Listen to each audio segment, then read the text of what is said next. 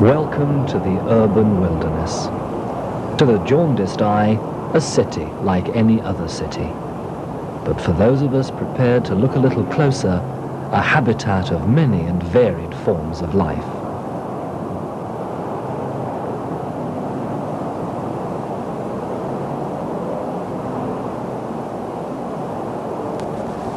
Today, we find local naturalist Michael de Courcy meeting two young visitors from south of the border.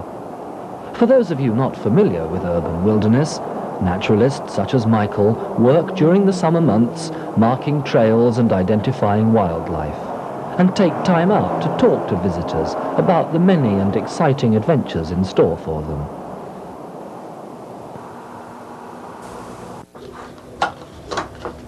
This is a really nice van. Do you find it comfortable to live in? It's not too bad. Lately I've been moving around quite a bit because I'm preparing a book on urban wilderness camping.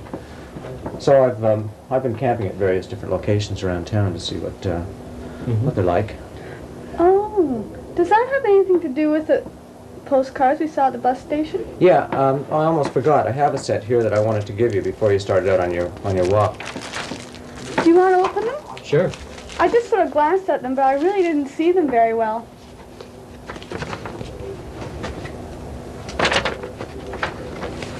Just memorable views of the urban wilderness with sort of a brief explanation in text.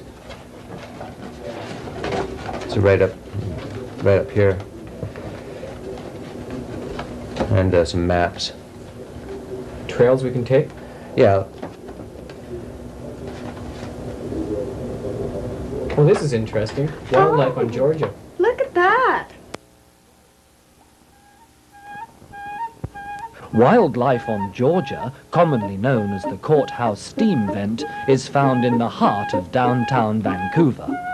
Its location, surrounded by Vancouver's finest hotels, shops and office towers, makes it a favorite wilderness view for the thousands of people who pass it daily. On a cold winter day, you will find the most spectacular view from the Devonshire Lane, where the white steam stands out against the sheer blackness of the Toronto Dominion Bank Tower. Here we find a group of school children as they stop and wonder.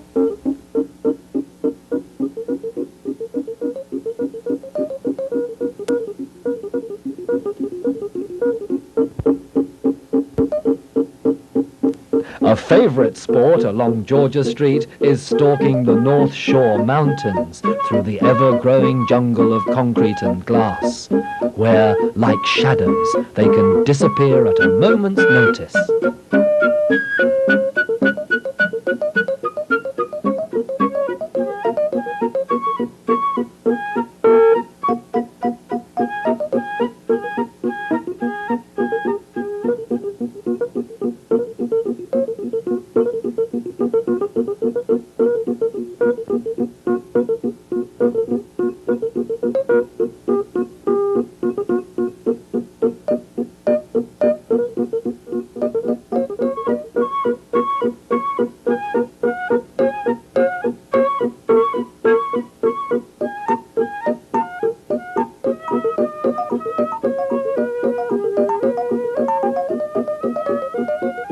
Whoops! Almost missed one.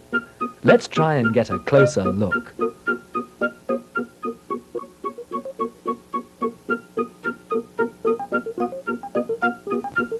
Prizes such as these await the stealthy hunter. And don't forget, a camera is standard equipment. Pretty as a postcard, isn't it?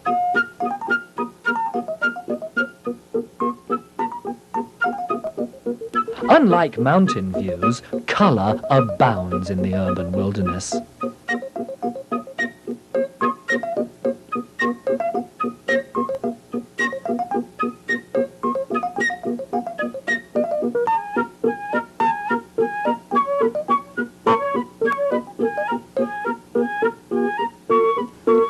Wildlife photography is part of Michael's job. He takes pleasure in knowing that future generations will enjoy these moments. here he snaps some local colour created by two young artists.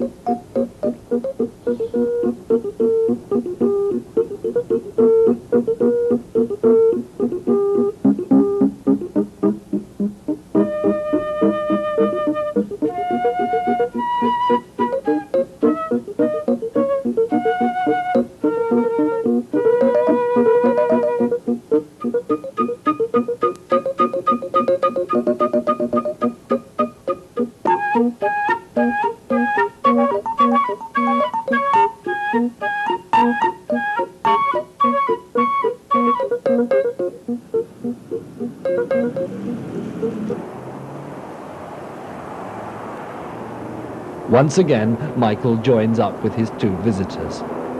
We find them consulting their urban wilderness souvenir postcards to try to find one of Michael's favourite sidewalk flora. Michael's puzzled. He knows he's in the right location. He was here just yesterday. It must be gone. Well, that's the way it goes. In the constantly changing urban wilderness, one must be prepared for these minor disappointments. While Michael tries to explain this to his visitors, let's take a look at some more transient wildlife. Shadows. More commonly known for its nightlife, Davy Street comes alive during the day.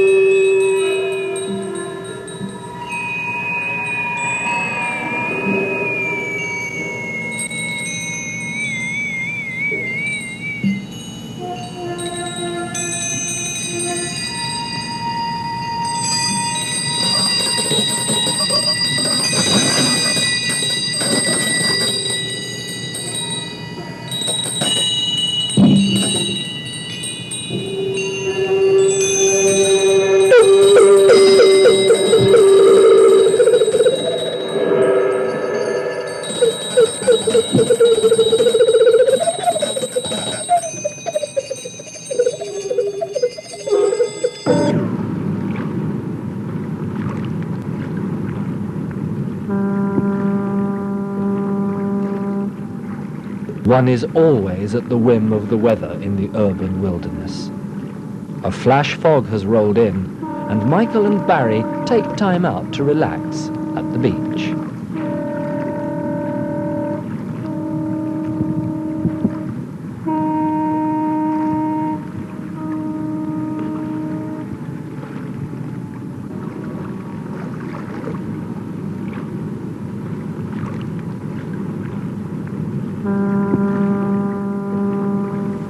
The cheerful flames of the fire make a pleasing contrast to the greyness that surrounds our friends. A boat sails by.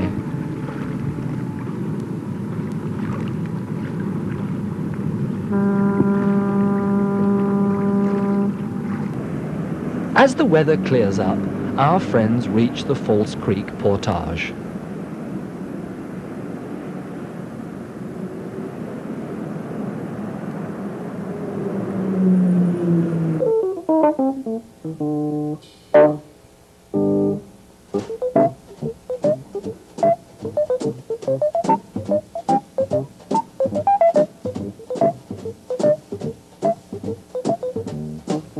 While waiting for the bus, they each pay tribute to the splendid mountain view.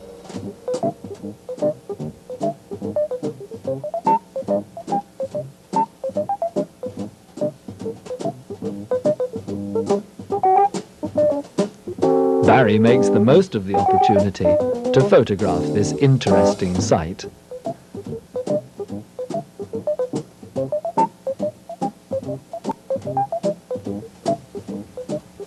Spirits are high as the friends discuss eagerly the treats that lie in store for them as they continue their journey through the urban wilderness.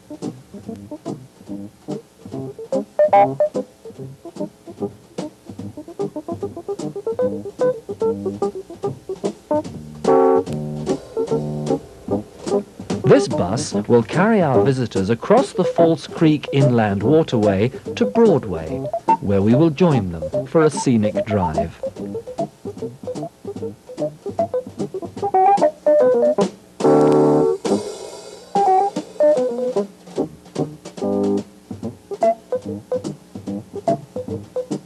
Every day, thousands of people take this exciting trip.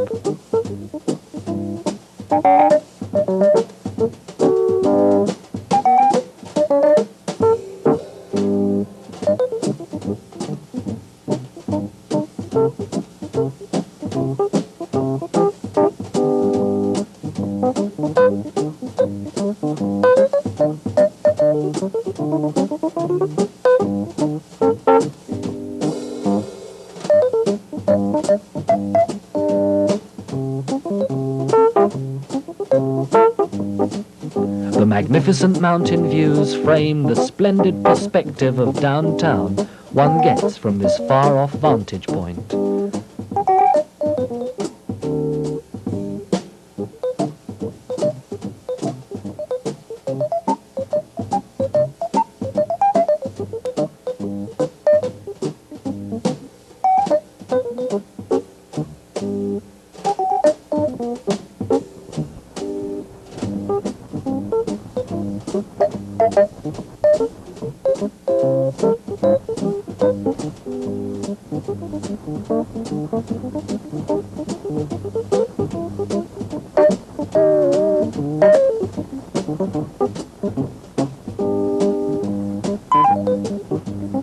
So much to see, so many interesting perspectives presenting themselves to the eye. One can easily understand why this bus ride is among the most popular enjoyed by visitors to the city. As the bus slowly meanders its way along Broadway, our visitors have their first glimpse of Vancouver's famous moving lions and decide to get a better look.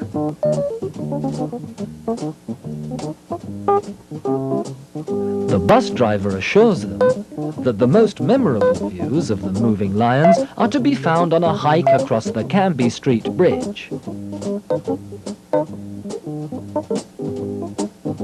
So, taking their leave, Barry and Yaley set out on foot once again.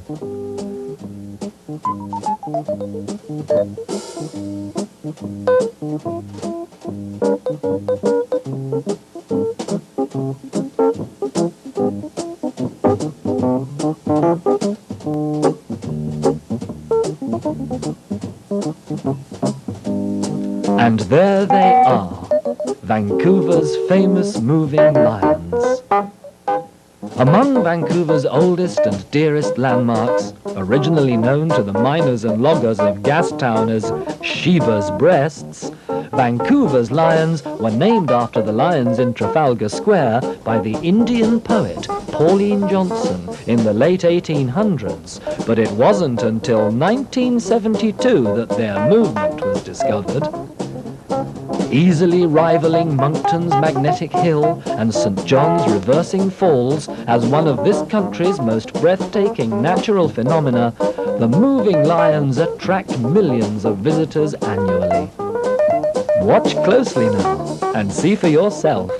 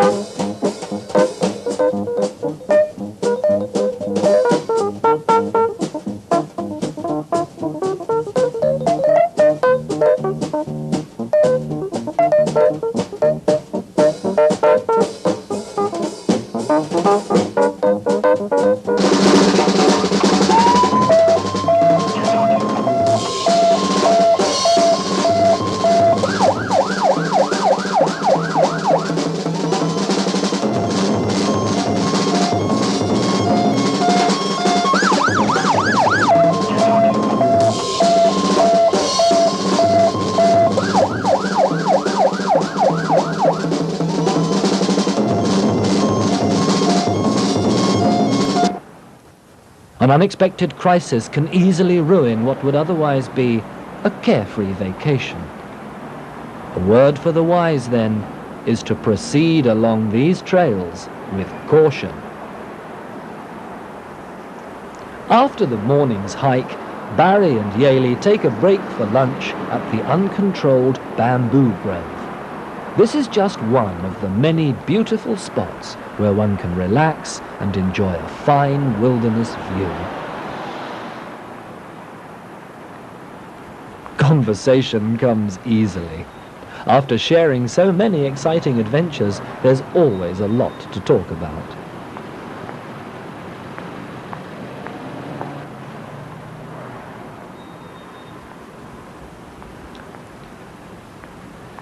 As it's just around the corner, Michael has suggested they take a look at the Woodwards Overpass puddle.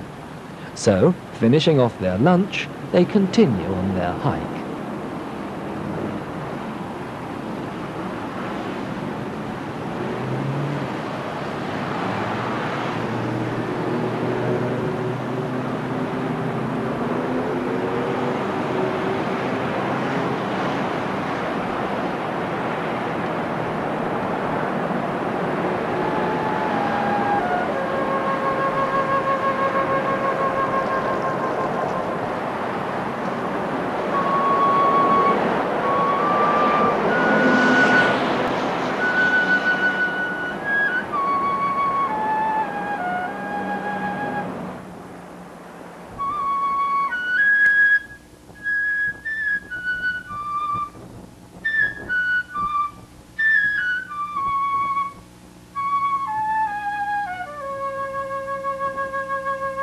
Although puddles such as these are a common sight, this puddle, being in the shade of the Woodwards car park overpass, is an almost permanent feature of Cordova Street and could be considered one of Vancouver's inland waterways.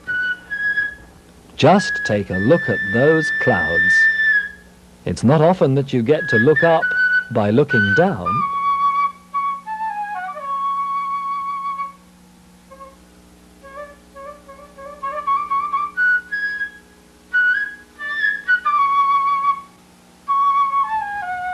That reminds us that the occasional glance skyward can be very rewarding.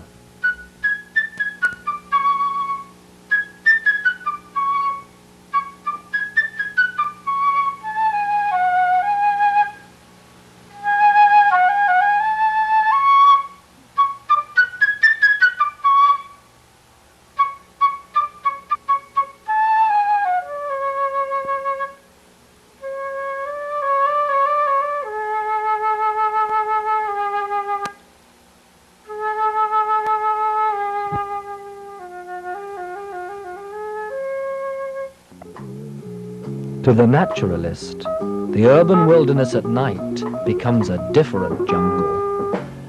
The concrete and glass fade to neon and the rhythm of moving headlights. He must hunt to find even a glimpse of darkness in this jungle.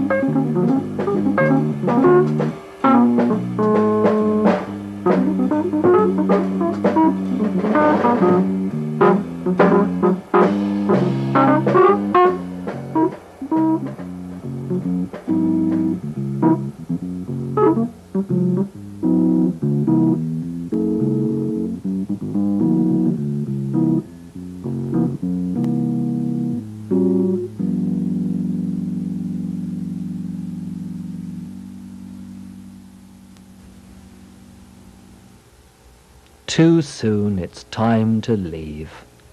and our young visitors bid farewell to their friend Michael, who helped to make this such a memorable visit.